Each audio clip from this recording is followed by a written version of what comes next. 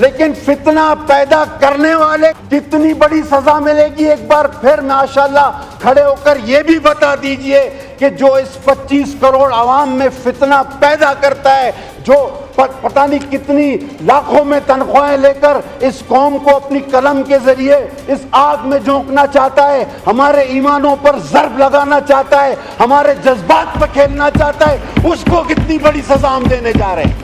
یہ بھی پتہ ہونا چاہیے۔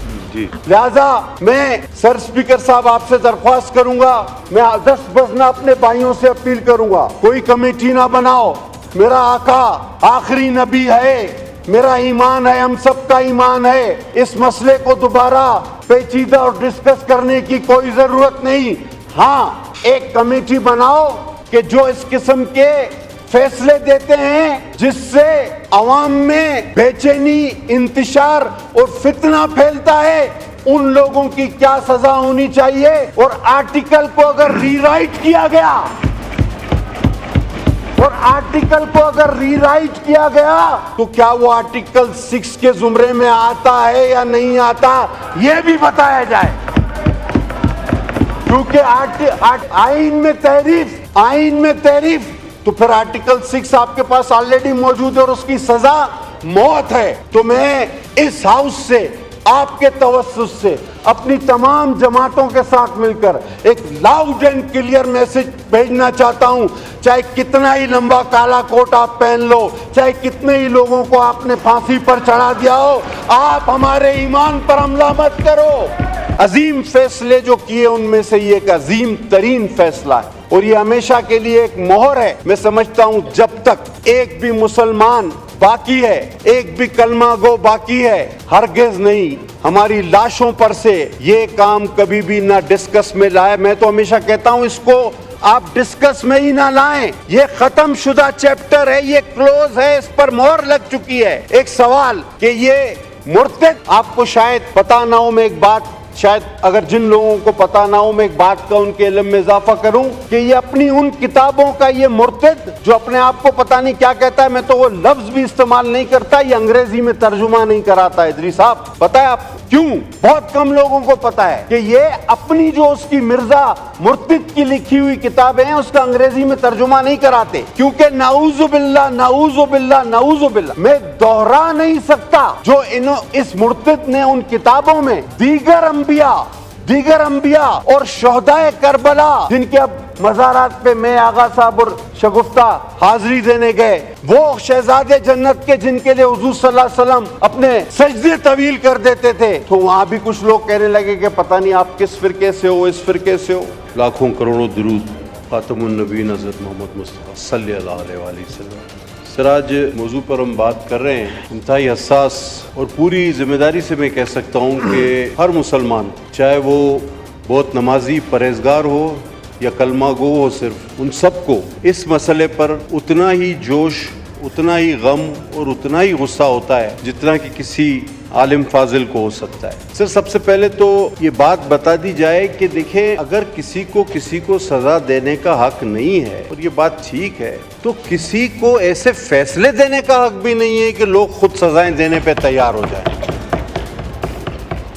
یہ آپ بھی جانتے ہیں، میں بھی جانتا ہوں، یہ ایوان بھی جانتا ہے کہ کچھ ایسی چیزیں ہیں جن پر ہم اپنے جذبات پر قابو نہیں رکھ پاتے، اور یہ مسئلہ اس میں سر فہرست ہے۔ اگر جو اصل مسئلہ ہے ہم اس کی طرف دیکھیں اور اس پر بات کریں، تو میں مجھ سے پہلے جو خطیب تھے ان سے بالخصوص اور بالعموم پورے ہاؤس سے یہ بات کہنا چاہوں گا کہ دراصل فتنہ کہاں ہے؟ فتنہ ہیومن رائٹس کے نام پر، انسانی حقوق کے نام پر مغرب سے پھیلایا جاتا ہے۔ یہ مرتد وہاں جاتے ہیں اور کہتے ہیں جی پاکستان پہ ہم پہ بہت ظلم ہو رہا ہے۔ ہزاروں ویڈیوز، سینکڑوں ویڈیوز آپ سب نے دیکھی، اور مغرب چونکہ اسلام کے بارے میں جانتا نہیں تو وہ یہ کہتا ہے کہ بھائی آپ لوگ ان کو مسلمان کیوں نہیں مانتے؟ مسلمان، میں نے اس سے پہلے کچھ دنوں پہلے ایک ہاؤس میں ایک ذکر کیا تھا، بعد میں پتہ چلا کہ ان جج صاحب نے اپنی تصحیح کر لی تھی۔ وہ ہائی کورٹ کے جج صاحب نے ایک فیصلے میں لکھ دیا کہ the sect of Muslims, it's a minority اب سب اصل بات کی طرف آئے. ہم آج یہ پیغام اس ہاؤس سے مغرب کے ان دانشوروں کو، ان انسانی حقوق کے علمبرداروں کو، ان جھوٹے قصے خوانوں کو، ان انسانیت کے جھوٹے نعرے بلند کرنے والوں کو لاؤڈ اینڈ کلیئر یہ پارلیمنٹ آج یہ میسج دینا چاہتی ہے کہ بھائی ظلم ہم نہیں کر رہے، حملہ تو ہم پر ہو رہا ہے. ہم سے پوچھا گیا کہ بھئی آپ انہیں مسلمان کیوں تسلیم نہیں کرتے؟ ہم نے کہا بھائی بات سنو، یہودی حضرت موسیٰ کو مانتے ہیں، تورات کو مانتے ہیں، وہ یہودی ہیں، ٹھیک ہے، لیکن اگر وہ ساتھ ساتھ حضرت عیسیٰ کو بھی ماننا شروع کر دیں تو کیا وہ یہودی رہیں گے؟ Answer is know.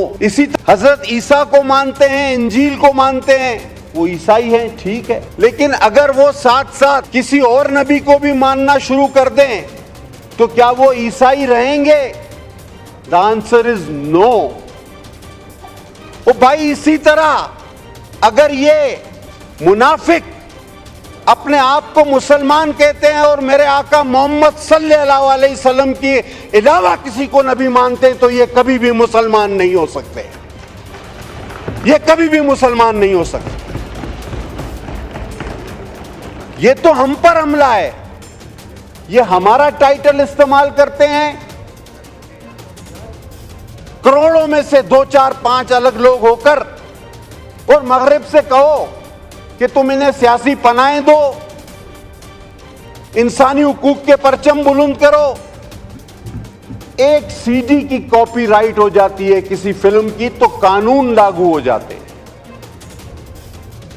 Copy right کو بہت بڑا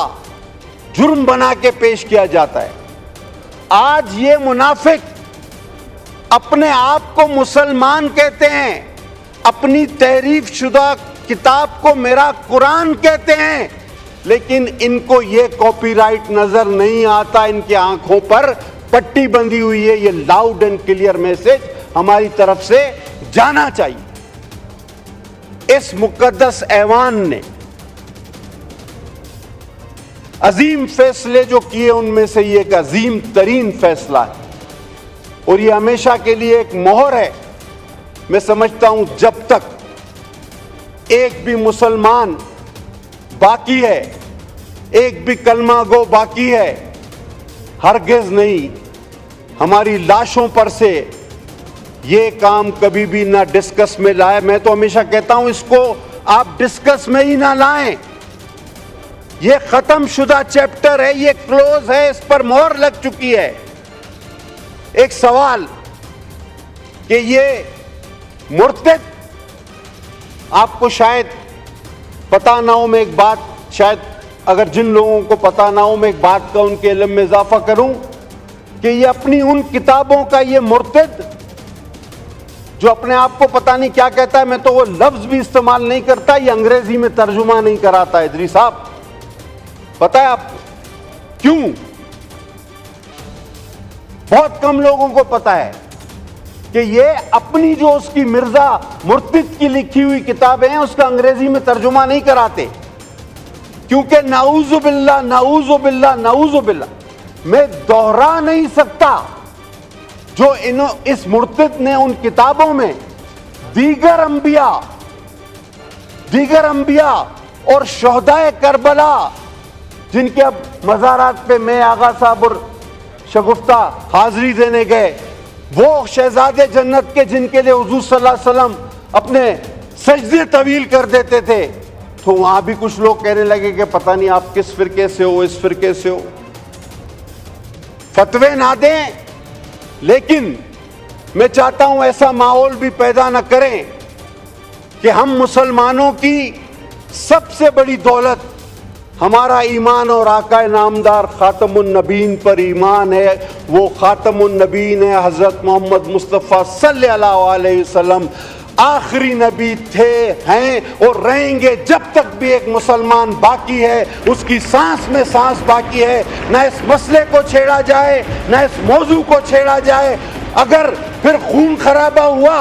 لا منسٹر صاحب آپ نے بہت اچھی بات کی، لیکن ساتھ ساتھ ان ججوں کو بتائیں کہ یہ فتنہ تم پیدا کر رہے ہو، ایسے فیصلے دے کے ہم نہیں. یہ فتنے نہیں ہونے چاہیے، یہاں تک تو میں آپ کے ساتھ ہوں، لیکن فتنہ پیدا کرنے والے کو کتنی بڑی سزا ملے گی؟ ایک بار پھر ماشاءاللہ کھڑے ہو کر یہ بھی بتا دیجئے کہ جو اس 25 کروڑ عوام میں فتنہ پیدا کرتا ہے، جو پتہ نہیں کتنی لاکھوں میں تنخواہیں لے کر اس قوم کو اپنی قلم کے ذریعے اس آگ میں جھونکنا چاہتا ہے، ہمارے ایمانوں پر ضرب لگانا چاہتا ہے، ہمارے جذبات پہ کھیلنا چاہتا ہے، اس کو کتنی بڑی سزا ہم دینے جا رہے ہیں، یہ بھی پتہ ہونا چاہیے۔ لہذا میں سر اسپیکر صاحب آپ سے درخواست کروں گا، میں 10 بجنا اپنے بھائیوں سے اپیل کروں گا، کوئی کمیٹی نہ بناؤ، میرا آقا آخری نبی ہے، میرا ایمان ہے، ہم سب کا ایمان ہے، اس مسئلے کو دوبارہ پیچیدہ اور ڈسکس کرنے کی کوئی ضرورت نہیں۔ ہاں، ایک کمیٹی بناؤ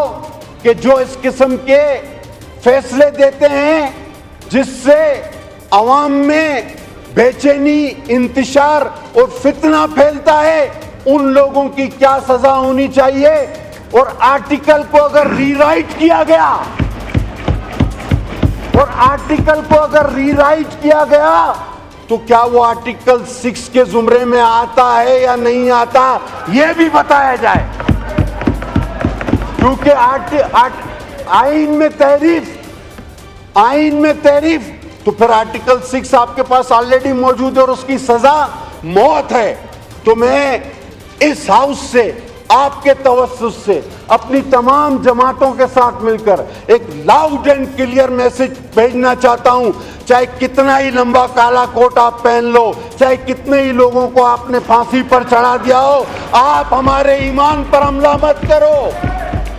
ہمارے ایمان پر خدا کے واسطے حملہ مت کرو۔ حضرت محمد مصطفیٰ صلی اللہ علیہ وسلم کی جو شان ہے وہ ہمیشہ رہے گی، تم کچھ نہیں کر سکتے۔ بہت شکریہ جناب۔ پروفیسر غفور حیدری صاحب۔